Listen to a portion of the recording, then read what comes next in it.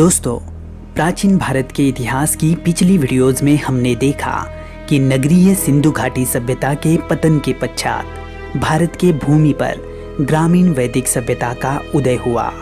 वैदिक सभ्यता के इस शुरुआती दौर में परिवार समाज की सबसे छोटी तो जन समाज की सबसे बड़ी प्रशासनिक इकाई थी।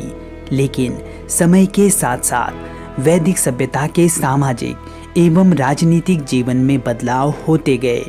लोहे की खोज ने आर्थिक विकास के नए रास्ते खोले। अधिशेष उत्पाद ने सामाजिक जीवन का स्तर ऊंचा किया, जिस कारण भारत में द्वितीय नगरीकरण को शुरुआत हो गई। जनसंख्या में आई वृद्धि और राजा के बढ़ते प्रभाव ने प्रशासनिक इकाइयों के स्वरूप में कुछ ऐसा बदलाव किया कि ऋग्वैदिक काल के जन जो उत्तर वैदिक काल में बड़े होकर जनपद बन गए थे, वो वैदिक काल के समाप्ति के समय और बड़े होकर महाजनपद बन गए। महाजनपदों के निर्माण और पतन के इस कहानी में आज हम ईसा पूर्व 6वीं शताब्दी से लेकर ईसा पूर्व 4वीं शताब्दी के मध्य तक भारतीय भूमि पर अस्तित्व में रहे महाजनपदों के बारे में विस्तार से जानने की कोशिश करेंगे। तो आओ दोस्तों, शुरू करते हैं आज का ये वीडियो। ईसा पूर्व 6वीं शताब्दी अर्थात वैदिक सभ्यता के समाप्ति का समय, ये प्राचीन भारत के इतिहास का वो समय था जब समाज धार्मिक एवं राजनीतिक दृष्टिकोण से बड़े ही उथल पुथल भरे माहौल से गुजर रहा था। सनातन संस्कृति में पनप रही कठोर वर्ण व्यवस्था तथा विधियों में कर्मकांडों के बढ़ते प्रभाव से त्रस्त होकर लोग अब बौद्ध तथा जैन विचारधारा की तरफ आकर्षित होने लगे थे। इधर शक्तिशाली बन चुके राजा अपने साम्राज्य को बड़े से और बड़ा करने में लगे हुए थे, जिससे छोटे छोटे जनपदों का आपस में विलय होकर अब महाजनपदों का निर्माण हो रहा था। महाजनपदों के संदर्भ में ज़्यादातर जानकारी हमें इस काल में लिखे गए बौद्ध तथा जैन ग्रंथों से प्राप्त होती है। अंगुत्तर निकाय नामक बौद्ध ग्रंथ तथा भगवती सूत्र नामक जैन ग्रंथ से हमें स्पष्ट रूप से 16 महाजनपदों की सूची प्राप्त होती है। इसी के साथ साथ इन ग्रंथों से हमें उन महाजनपदों के क्षेत्र तथा उनकी राजनीतिक व्यवस्था के बारे में भी जानकारी प्राप्त होती है। वैदिक काल के समाप्ति के वक्त वर्तमान भारत का बिहार और पूर्वी उत्तर प्रदेश का क्षेत्र महाजनपदों के विस्तार का मुख्य केंद्र बन चुका था। यहाँ की उपजाऊ भूमि और विपुल लोह उत्पादन के चलते ज़्यादातर महाजनपदों का विस्तार हमें इसी क्षेत्र में दिखाई पड़ता है। वर्तमान मध्य प्रदेश, राजस्थान और दक्षिण भारत में हमें क्रमशः एक एक महाजनपद दिखाई देते हैं, तो वर्तमान भारत के बाहर हमें 2 महाजनपद दिखाई देते हैं। इनमें से अधिकांश महाजनपदों में हमें राजतंत्र की व्यवस्था ही दिखाई देती है, लेकिन कुछ महाजनपदों में हमें गणतंत्र व्यवस्था भी दिखाई देती है। तो आइए अब हम एक एक करके सभी महाजनपदों की विस्तृत जानकारी समझने की कोशिश करते हैं। मगध प्राचीन भारत के सबसे समृद्ध और सबसे प्रमुख महाजनपदों में से एक था। ये राज्य उत्तर में गंगा, पूर्व में चंपा और पश्चिम में सोन नदी से घिरा हुआ था। वर्तमान में ये क्षेत्र बिहार के दक्षिण में पटना से गया के बीच दिखाई पड़ता है। मगध की प्राचीन राजधानी राजगृह थी, लेकिन कालांतर में वो पाटलिपुत्र में स्थापित हो गई। प्राचीन ग्रंथों के अनुसार बृहद्रथ मगध के सबसे पहले ज्ञात शासक थे। उनके बाद जरासंध भी यहाँ के एक प्रतिष्ठित शासक रहे थे। बाद में राजा बिंबिसार के शासनकाल में मगध का काफी विकास हुआ।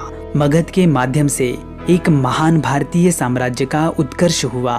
गौतम बुद्ध ने भी अपने जीवन का अधिकांश समय मगध में ही बिताया, इसीलिए बौद्ध धर्म में इस क्षेत्र को विशेष महत्व प्राप्त है। अंग महाजनपद की सीमा अपने प्रतिद्वंद्वी मगध महाजनपद की सीमा से चंपा नदी के माध्यम से अलग हुई थी। चंपा नदी दोनों राज्यों के लिए मुख्य जल स्रोत के रूप में कार्य करती थी। ये राज्य वर्तमान बिहार के भागलपुर मुंगेर क्षेत्र में स्थित था। इसके राजधानी का नाम भी चंपा ही था। सर्वप्रथम अथर्ववेद और बाद में महाभारत में भी अंगराज्य का वर्णन हमें मिलता है। शुरू में अंगराज्य एक सामान्य राज्य था, लेकिन बाद में वो व्यापार का एक बहुत बड़ा केंद्र बन गया, जिससे पड़ोसी राज्यों के व्यापारी इसकी तरफ आकर्षित हुए। अंत में मगध के राजा बिंबिसार द्वारा अंगराज्य पर विजय प्राप्त करके उसे मगध में विलीन करवाया गया। वज्जी संघ मूल रूप से 8 जनपदों को मिलाकर बना हुआ एक गणतांत्रिक महाजनपद था। इसकी राजधानी वैशाली हुआ करती थी। इसके 8 जनपदों में लिच्छवी नामक जनपद में सबसे प्राचीन गणतंत्र था और वैशाली लिच्छवी की ही राजधानी थी, जो बाद में समूचे वज्जी संघ की राजधानी बनी। ये क्षेत्र गंगा नदी के उत्तर में स्थित था और पश्चिम में गंडकी नदी से घिरा हुआ था। गंडकी नदी ने वज्जी संघ को मल्ल और कौशल से अलग किया हुआ था। वर्तमान में ये क्षेत्र उत्तरी बिहार के मिथिला क्षेत्र में दिखाई पड़ता है। राजधानी वैशाली के अलावा वज्जी संघ में हाथीगामा, भोगानगर और कुंडापुरा जैसे लोकप्रिय प्राचीन शहरों का वर्णन पाया जाता है। प्राचीन काशी महाजनपद उत्तर में वरुणा नदी और दक्षिण में असी नदी से घिरा हुआ था। वाराणसी इसके राजधानी का शहर था। वर्तमान काल में काशी उत्तर प्रदेश के उसी भाग में स्थित है जहां पर प्राचीन काल में हुआ करता था। गौतम बुद्ध के समय से पहले काशी एक शक्तिशाली महाजनपद हुआ करता था, जिसका कौशल, मगध और अंग महाजनपदों के साथ लगातार संघर्ष जारी रहता था। इसकी पुष्टि हमें 5वीं शताब्दी में भारत आने वाले चीनी यात्री फायान के यात्रा विवरण से प्राप्त होती है। कौशल महाजनपद मगध महाजनपद के करीब ही स्थित था। इसकी सीमाएं दक्षिण में गंगा नदी, पूर्व में गंडक नदी और उत्तर में हिमालय पर्वत से बंधी हुई थी। कौशल उत्तर और दक्षिण इन 2 भागों में बटा होने के कारण दक्षिण की राजधानी श्रावस्ती और उत्तर की राजधानी साकेत का हुआ करती थी, लेकिन मुख्य रूप से श्रावस्ती ही कौशल की राजधानी थी। वर्तमान में ये क्षेत्र उत्तर प्रदेश के फैजाबाद अयोध्या क्षेत्र में दिखाई पड़ता है। बुद्ध और महावीर के समय कौशल राज्य पर राजा प्रसेनजीत का शासन था। कौशल एक शक्तिशाली महाजनपद था, लेकिन अंततः उसका भी मगध में ही विलय हो गया। वर्तमान में उत्तर प्रदेश का देवरिया क्षेत्र प्राचीन काल में मल्ल महाजनपद का क्षेत्र हुआ करता था। इसकी राजधानी कुशीनगर थी। कुशीनगर वही स्थान था जहां पर गौतम बुद्ध को महापरिनिर्वाण की प्राप्ति हुई थी। वज्जी संघ की तरह ही मल्ल भी एक लोकतांत्रिक राज्य था। यहाँ के कुशीनारा और पावा इन प्राचीन शहरों को आज भी जैन और बौद्धों द्वारा अत्यंत महत्वपूर्ण माना जाता है। भगवान महावीर ने अपना अंतिम भोजन कुशीनारा में, तो भगवान गौतम बुद्ध ने अपना अंतिम भोजन पावा में किया था। वत्स या वामा वर्तमान में उत्तर प्रदेश के इलाहाबाद या कहे प्रयाग के पास स्थित था। यह एक राजतंत्रीय महाजनपद था। इसकी राजधानी कौशाम्बी थी। कौशाम्बी को 7वीं शताब्दी ईसा पूर्व में राजा उदयन द्वारा बसाया गया था।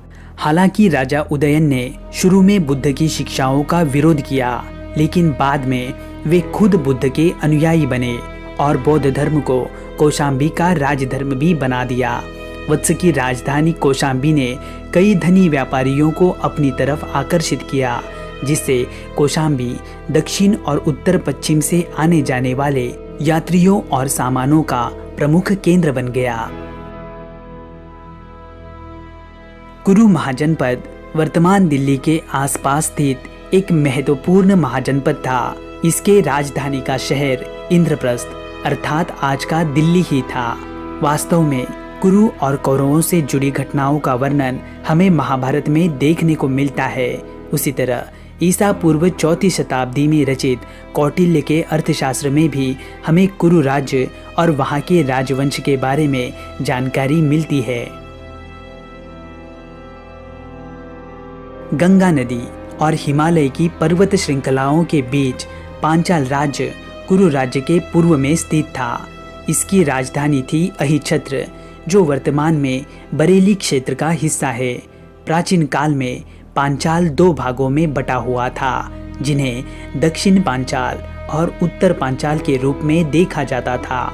शुरू में पांचाल भी एक शक्तिशाली राज्य था, लेकिन बाद में मौर्य और गुप्त साम्राज्य द्वारा उसका अंत करवा दिया गया। सुरसेन या कहे शूरसेन महाजनपद यमुना नदी के पश्चिम में और मत्स्य राज्य के पूर्व में स्थित था। यहाँ की राजधानी मथुरा थी। गौतम बुद्ध के समय यहाँ के राजा सूरसेना ने बौद्ध धर्म के प्रचार और प्रसार में अपनी महत्वपूर्ण भूमिका निभाई थी, लेकिन बाद में सूरसेन के फलते फूलते साम्राज्य का भी मगध साम्राज्य में विलय हो गया। चेदी राज्य का वर्णन हमें महाभारत में भी देखने को मिलता है। यहाँ का शिशुपाल नामक राजा मगध और कुरु राजाओं का सहयोगी हुआ करता था। इसके राजधानी का शहर था सुक्तिमती। हालांकि सुक्तिमती के सही स्थान का पता अभी तक नहीं लग पाया है, लेकिन कुछ इतिहासकारों के मतानुसार उत्तर प्रदेश में वर्तमान बांदा के आसपास ही सुक्तिमती स्थापित हो सकती है। अवंती महाजनपद को कौशल, मगध और वत्स के साथ साथ चौथे महान राज्य के रूप में देखा जाता था। वर्तमान मध्य प्रदेश में स्थित अवंती राज्य नर्मदा नदी की वजह से 2 भागों में विभाजित था, जिसमें से उत्तर अवंती की राजधानी थी उज्जैन, तो दक्षिण अवंती की राजधानी थी माहिष्मती। अवंती बौद्ध धर्म का एक महान केंद्र था। मगध राजा शिशुनाग ने नंदीवर्धन को हराने के बाद अवंती भी मगध का हिस्सा बन गई। मत्स्य महाजनपद कुरु साम्राज्य के दक्षिण में और यमुना नदी के पश्चिम में वर्तमान राजस्थान के जयपुर क्षेत्र में स्थित था। इसकी राजधानी का शहर था विराटनगर। यद्यपि विभिन्न बौद्ध ग्रंथों में मत्स्य को एक महाजनपद के रूप में वर्णित किया गया है, लेकिन बुद्ध के समय तक इसकी राजनीतिक शक्ति बहुत ही कम हो चुकी थी।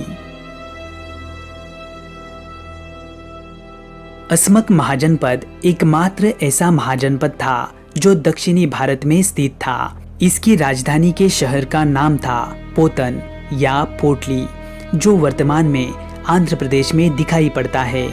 प्राचीन बौद्ध ग्रंथ अंगुत्तर निकाय में हमें अस्मक महाजनपद का वर्णन देखने को मिलता है। वर्तमान भारत से बाहर पाकिस्तान और अफगानिस्तान की सीमा पर स्थित प्राचीन कंबोज महाजनपद हिंदुकुश पर्वत श्रृंखला के दोनों ओर स्थित था। इसकी राजधानी का शहर था राजपुर, जो हाटक के नाम से भी जाना जाता था।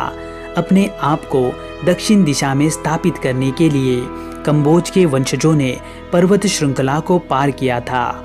सम्राट अशोक के काल के ग्रंथों में तथा अन्य कुछ भारतीय ग्रंथों में भी हमें कंबोज राज्य का वर्णन देखने को मिलता है।